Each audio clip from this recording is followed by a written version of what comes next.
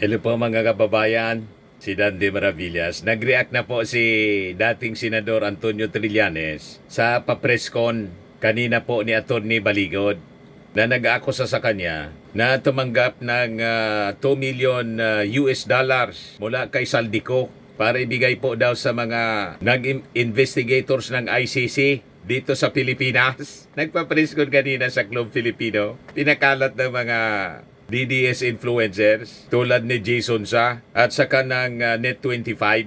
In-interview ni Eden Santos yung present mga kababayan ni Atty. Baligod na sabi 18 mga dating Marines na nag-deliver ng mali-malitang pera sa ating Pangulo at saka sa palasyo sa Forge Park daw, saka sa Ilocos, sa Paway. Ayan sabi ni dating Senador Antonio Trillanes, habulin ko kayo. Trillanes to file cyber libel raps versus Libby Baligod, Mike Defensor, over 2 million ICC funding claim. O ito po, mga kababayan. O ito ngayon, ang post ni, ni Jason Sa, mga kababayan. 2 hours ago sa Club Filipino. Ito yung ipinarada ng mga 18 Marines daw mga kababayan na kasama ni Gutesa. At dito si Atty. Baligod na known na supporter ng mga Duterte. Siya yung nag-present mga kababayan, mali-malita daw. Post ito ni Jason Sa mga kababayan. Mali-malita na dinideliver. Pinipresent ni Atty. Baligod. Mga mainang nilalang mga kababayan lang ang maniniwala sa fake news nila. At sabay-sabay na pinost ng kanilang mga DDS influencers kasama si Mike Defensor na known mga kababayan sa tanim witness. Paid witness mga kababayan sa Senado. Yan live in Club Filipino Green Hills, recorded live, Mike Defensor. Ayan si Atty. Baligod. Sabay-sabay ang post nila. Pag sabay-sabay po, alam na natin, scripted siya. Joey DeViver, ano sabi niya? Hey, International Criminal Court, ICC, 2 million USD was given to your investigators by our corrupt leaders, according to Marines, so delivered it to them. Sabay mura. Pilit nilang sinisiraan ngayon, pati yung ICC. Iniugnay na mga kababayan sa nagtatagong si Saldico na dati nang nagsabi ng mali-malita. Hindi mo matanong yon kasi nagtatago. Hindi mabiverify. Kita ninyo mga kababayan, ang mga gawa-gawa nila. Yan presentation po na covered ng Net25 na alam naman natin kung saan nakaalyado. Tanong si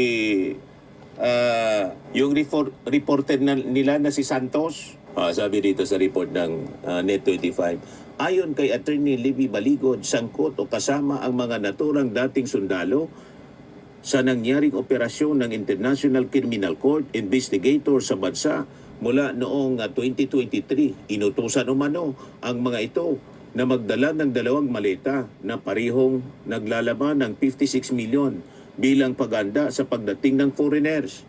Dagdag pa ni Baligod, ang ginawa nila sa bansa ay mag-interview ng mga witnesses na pinadala ni Sonny Trillanes, yung dating senador. Wala pang reaction si dating senador Sonny Trillanes mga kababayan. Pero alam na natin, ang disenyo nito, siraan yung ICC at saka siraan yung ating Pangulong Bongbong Marcos. The same script, mali-maleta na kwento, mali-maletang kwarta. Diniliver daw mismo doon sa Ilocos. Pakinggan natin yung parte ng kwentong kutsero ni Atty. Baligod. Nangyaring operasyon ng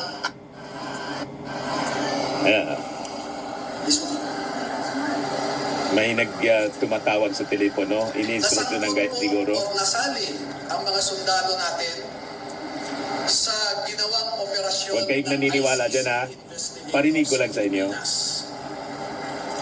Unang dumating ang mga ICC investigators sa Pilipinas noong December 2028.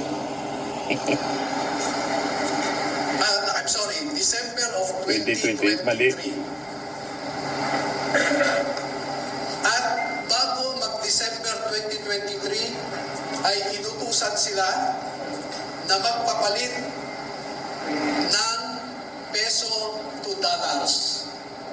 Dalawang maleta na ang bawat maleta Kwentong ay may maleta na naman po. 56 million pesos. Kaya nakapagpalit sila ng equivalent to $2 million. At ang sabi ng mga executive assistants ni Ginoong Saldico ay pinaghahandaan daw nila ang pagdating ng foreigners. At kalaunan ay nakilala ng mga ito na ang foreigners na binabanggit ay mga ICC investigators. Parang kwento ni Marcoleta At sa Senado kay Gutesa. ang ginawa ay mag-interview ng mga witnesses na ipinapaarating sa kanila ni Sunny Trillanes. Dapat dito ipatawag sa Congress, mga kababayan. In-interview ng mga witnesses, kundi ang mga tao lamang na pinapadala ni Sunny Trillanes. Operasyon ng ICC.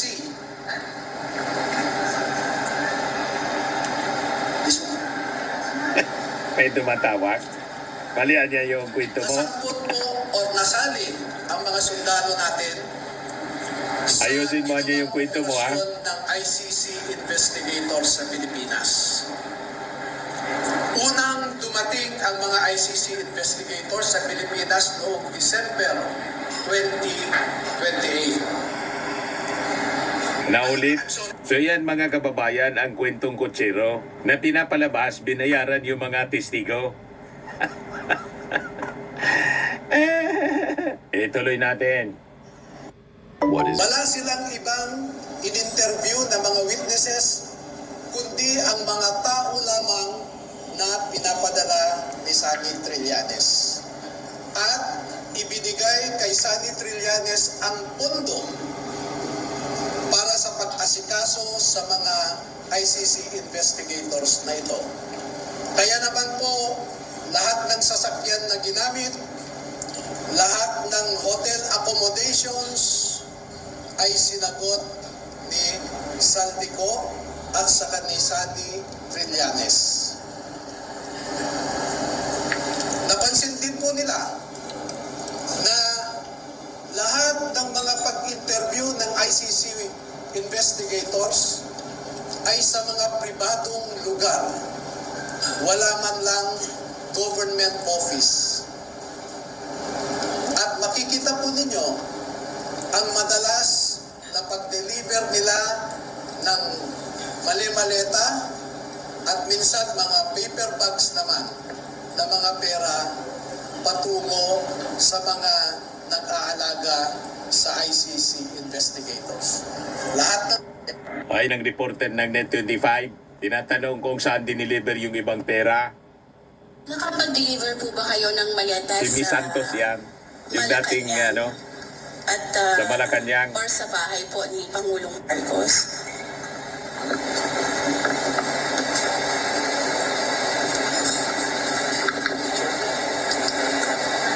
Opo, ako po si Bernard Tupe.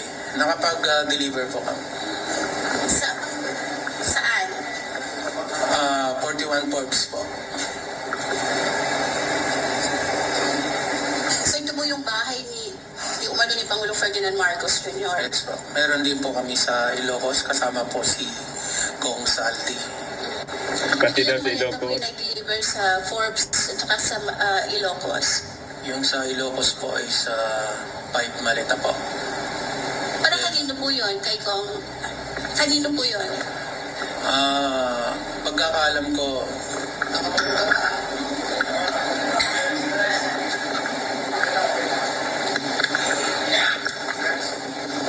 para maklaro lang, no? Inagaw na ang abogado. Norte, sa bahay mismo.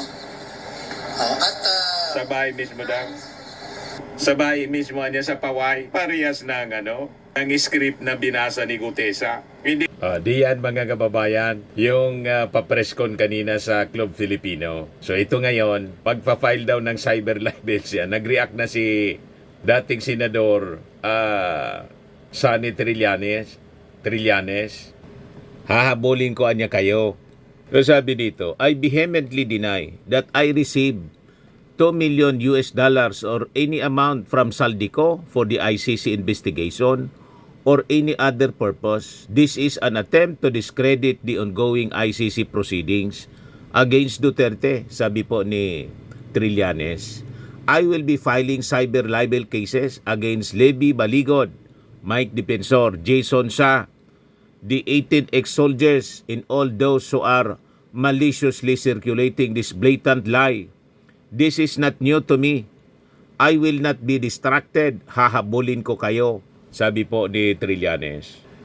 Lawyer Levy Baligod earlier revealed that ICC investigators probing Duterte's drug war had benefited from alleged corruption in government.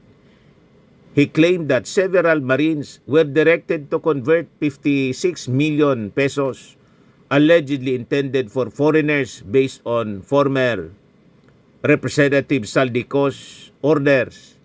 He added that the ICC investigators only interviewed witnesses sent by Trillanes and that the funds for handling the ICC investigators were given to the former senator. Tapos, patong-patong na kaso ngayon. Ang harapin po ni Atty. Baligod, tapos yung mga ex-Marines, mga kababayan, na nag-attend kanina sa presscon. Saka kasama yung nagpakalat na si Jason Sa. Idamay na rin po ninyo yung Net 25, si Eden Santos, at iba pang mga vloggers na nando doon, mga kababayan, para ipakalat yung fake news nila. Alatado kayo, di ba? Gusto nilang siraan, mga kababayan, yung ICC investigators na nagsagawa ng investigasyon dito. May connection po sa crimes against humanity na dinidinig ngayon sa ICC. Malinaw po ang intensyon. Tapos dinama yung ating Pangulo na sinabing nag-deliver sila ng mali-malitang pera. So panawagan natin sa Congress, patawag po ninyo itong mga nagpapreskon.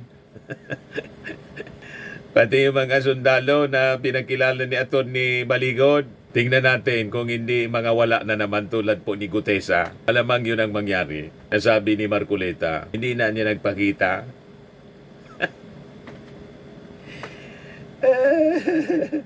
Anyway, abangan po natin yung mga susunod na kwento ng mga pagpapakalat ng fake news nitong mga taong ito. Yun lang po yung ating short video. Ako po si Dante Maravillas. Bye-bye po. God bless.